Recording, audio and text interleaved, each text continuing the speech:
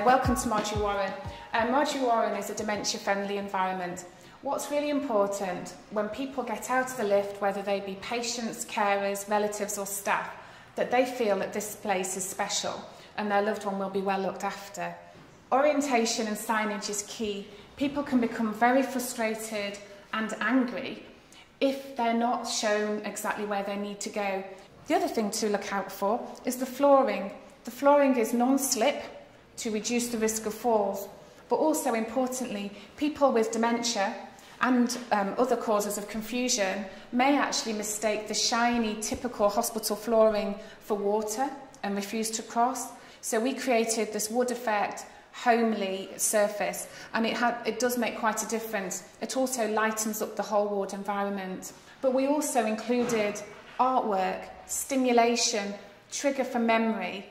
We improved the lighting, we improved the signage, and as you'll see around the ward, we've introduced little areas, quiet areas for patients to sit.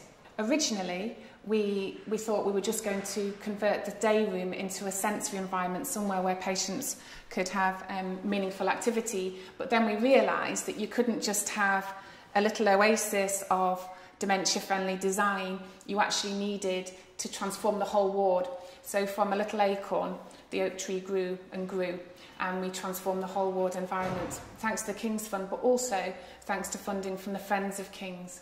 This is the nurses' station, and before the transformation, this area was very clinical, it was very cluttered, and it wasn't particularly patient-friendly.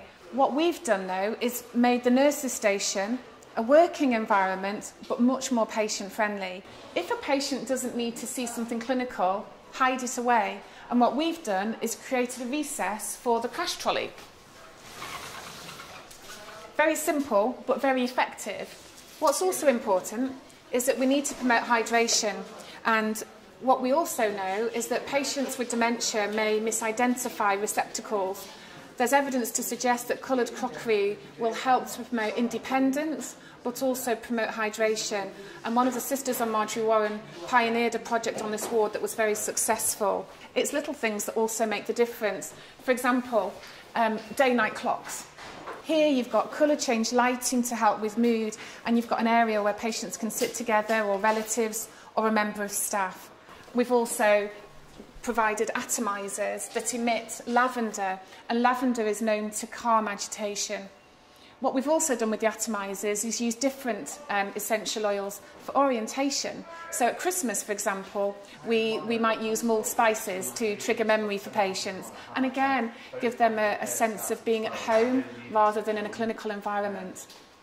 Some of the environmental changes that we've introduced are orientation to the bays. So what we've got is a feature wall and a very clearly defined space for patients, with the number of their bed clearly identified above their heads, and some artwork. Often people with dementia have problems with spatial awareness, and they can't always identify what space they're in. So it's important that you have clearly identifiable spaces for them. Patients with more advanced dementia may not have the concentration span to sit in Rosa's day room and watch a DVD or listen to music. So what we've created is a tactile surface that people can enjoy when they're on the move. What we've also ensured is adequate lighting. It's not rocket science, but actually making sure that a space is adequately lit is really important. And also, again, that signage is appropriate, not just for people with dementia, but also patients with visual impairment. So that you have to bear that in mind if you're considering any adaptations in your own ward environment. It's very important to have a flexible space. On Marjorie Warren, it's called Rosa's room.